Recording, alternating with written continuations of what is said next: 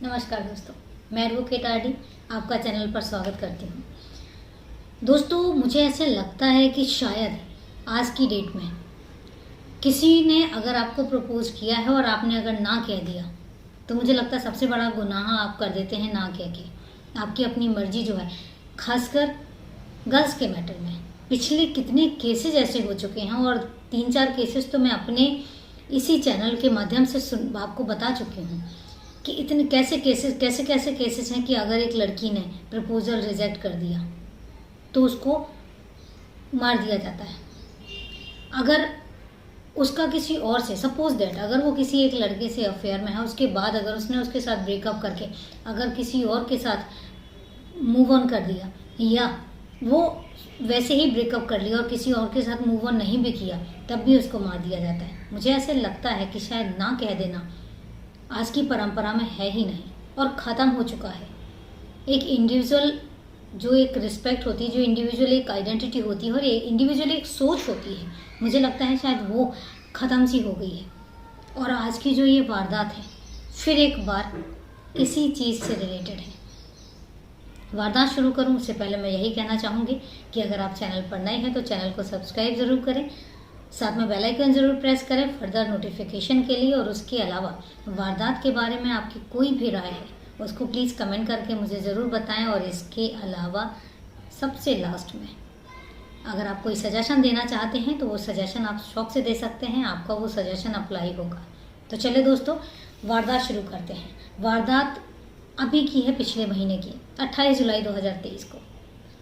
दिल्ली में एक एरिया है मालवीय नगर में ही एक परिवार रहता है मोहम्मद, जिसमें जो मुखिया हैं वो मैकेनिक का काम करते हैं, जैसे बाइक वगैरह ये रिपेयर वगैरह का काम, तो वो मैकेनिक का काम करते हैं। 2 बच्चे हैं, हंसता खेलता परिवार है, इकलौती बेटी है। बेटी जो है उसके सपने बहुत बड़े हैं, दिल्ली यूनिवर्सिटी से वो पढ़ाई कर रही है, साथ ही उसको आईएएस का एग्ज़ाम क्रैक करना है, तो इसके लिए वो कोचिंग भी ले रही थी। और चूँकि पढ़ने में बहुत इंटेलिजेंट थी तो माँ बाप भी उसको पढ़ाने का शौक़ भी रखते थे और वो उसको पढ़ा भी रहे थे। वो भी चाहते थे कि उनका बच्चा जो है पढ़ लिख कर बहुत कुछ आगे नाम रोशन करे।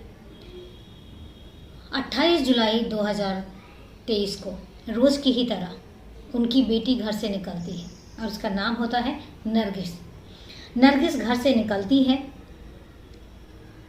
कोचिंग के लिए। घर से कह के जाते हैं कोचिंग पे जा रही हूँ, और उसके बाद वो घर वापस नहीं आती। थोड़ी देर के बाद घर वालों को एक फ़ोन आता है कि जो नरगिस की लाश है वो अस्पताल पुलिस ले गई है। वो बदहवास अस्पताल भागते हैं। और इससे पहले मैं आपको बता दूं कि पार्क में नरगिस की जो है वो लाश पड़ी हुई थी। पता नहीं चल रहा था कि ये किसकी लाश है, क्योंकि उसके सर पे और उसके चेहरे पर हथौड़ों से वार किया गया था, मतलब किसी भारी चीज़ से वार किया गया था। कोई पुलिस को फ़ोन करता है, पुलिस मौका वारदात पर पहुंचती है और लाश को अपने कब्जे में लेती है और उसके बाद उसको पोस्टमार्टम के लिए अस्पताल भेज देती है। यहाँ जब घर वाले जाते हैं तो घर वालों को पता चलता है कि उनकी बेटी जो कोचिंग के लिए निकली थी, दरअसल वो कोचिंग के लिए ना जाके पार्क में उसकी लाश मिलती है। घर वालों का रो रो कर बड़ा बुरा हाल, क्योंकि जिनकी इकलौती बेटी हो, बड़े नाज नखरों से जिन्होंने पाला हो, और उनकी बेटी घर से निकली हो कोचिंग का कह के और उनकी बेटी की लाश मिले। आप सोच सकते हैं उनके घर पर और उनके दिल पर क्या गुजर रही होगी। घर वालों का रो रो कर बड़ा बुरा हाल। अब पुलिस जो है वो नरगिस के पिताजी से पूछती है कि आपको किसी पर शक है, तो नरगिस के जो फादर हैं वो बिना एक सेकंड गवाए कहते हैं कि हमें अपने ही एक रिश्तेदार पर शक है और उसका नाम जो है वो है इरफान, हमें इरफान पर शक है। अब पुलिस वाले पूछते हैं कि ये इरफान कौन है। तब उसके नरगिस के फादर जो हैं वो पूरी कहानी बताते हैं।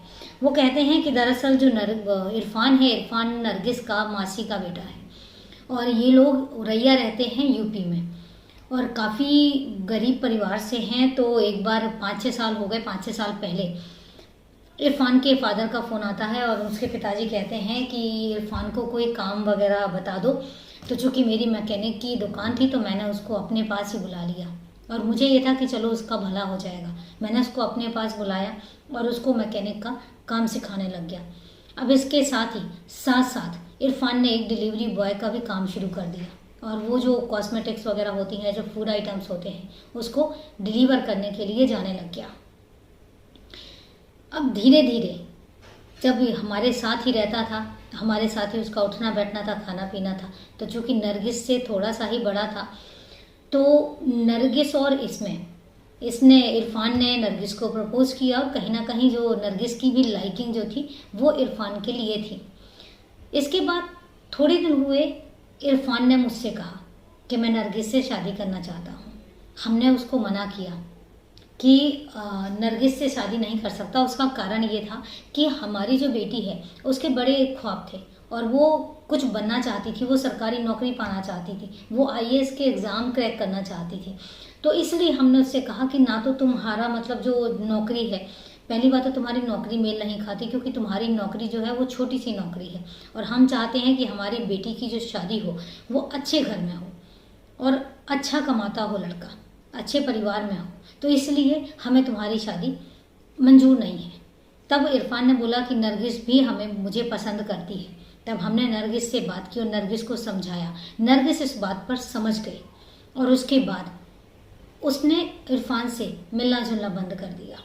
लेकिन इसके बाद चूंकि एक ही घर में रहते थे तो इरफान हमेशा कोशिश करता रहता था नरगिस से बात करने का। नरगिस जब कोचिंग जाती थी या कॉलेज जाती थी तो वो भी किसी ना किसी बहाने से जाके उससे बात करने की कोशिश करता था, उससे मिलने की कोशिश करता था। इस बात पर क्योंकि जब हम मना कर चुके थे वो नहीं मान रहा था, तो फिर हमने इरफान को घर से निकाल दिया और उसको बोला कि आज के बाद हमारे घर आने की ज़रूरत नहीं है। और इसके बाद इरफान, हमें नहीं पता कि वो कहाँ गया और हमें उसी पर ही शक है। अब इतनी बात सुनने को आई तो पुलिस वालों के पास एक नाम था। उन्होंने जो इरफान का फ़ोन है, फ़ोन की लोकेशन ट्रैक करनी शुरू कर दी और फ़ोन की लोकेशन जो है वो उरैया में ट्रैक हो गई और पुलिस जो है यहाँ से एक टीम जाती है और इरफान को उरैया यूपी से गिरफ्तार करके दिल्ली वापस ले आती है।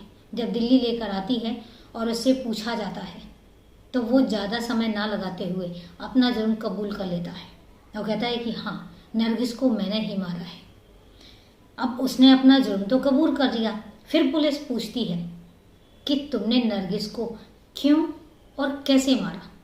तब वो पूरी बात बताता है कि जब इनके पिताजी ने मुझे घर से निकाल दिया तो मैं एक बदले की भावना में था और चूंकि नरगिस भी मुझे लाइक करती थी, लेकिन इनके पिताजी ने उसके दिमाग में पता नहीं क्या भर दिया कि वो भी अब मुझे इग्नोर करने लग गई थी।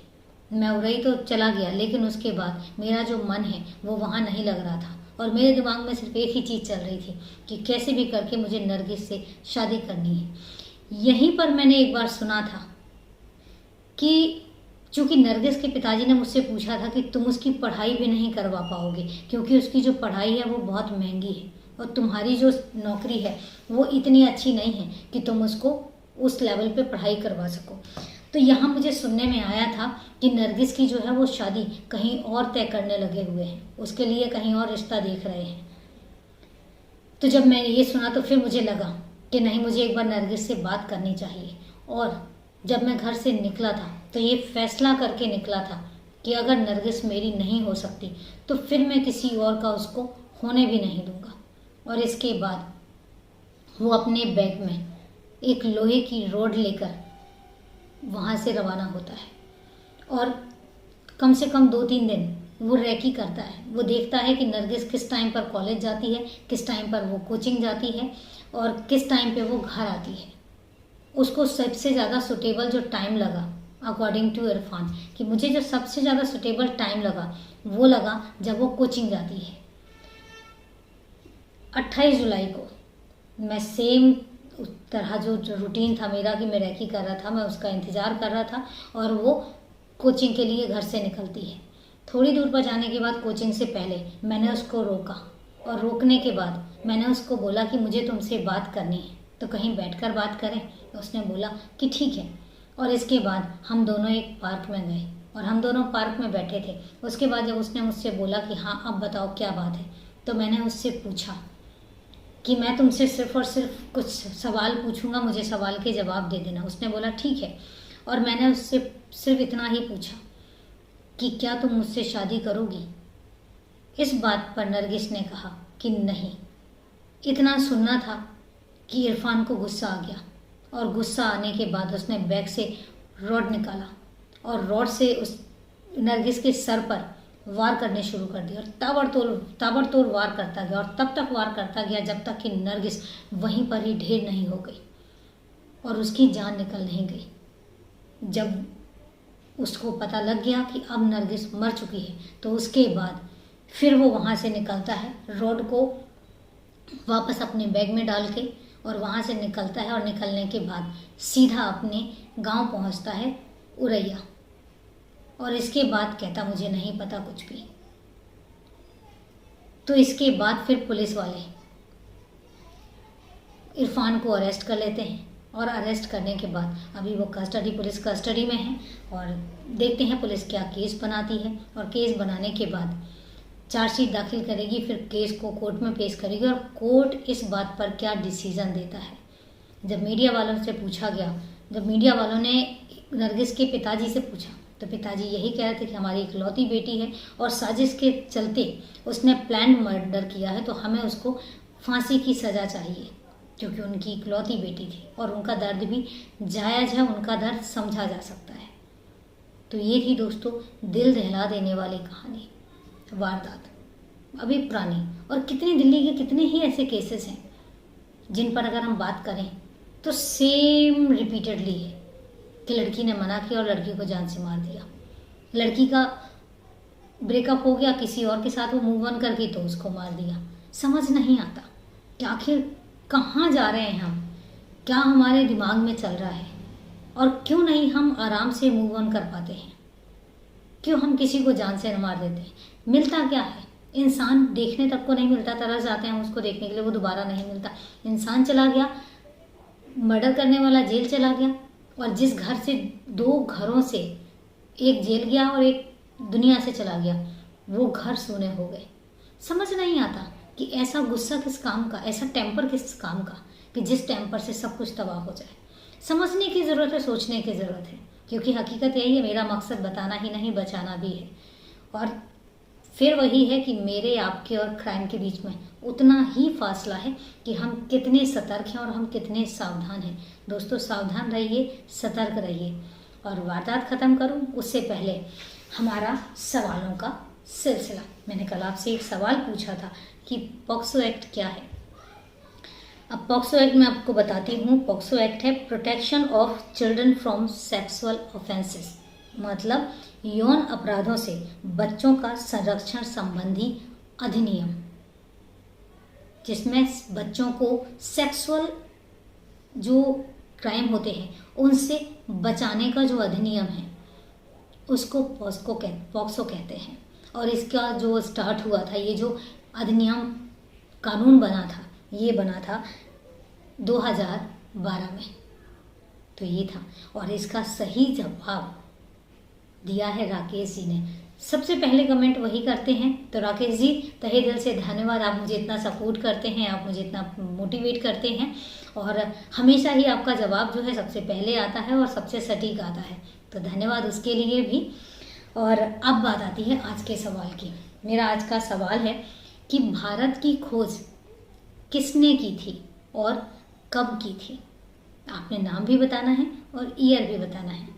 तो दोस्तों कमेंट करते रहिए, और कमेंट करके मुझे आंसर ज़रूर बताइए। सही आंसर जो है वो कल हम वीडियो के दौरान शेयर करेंगे आपके साथ में।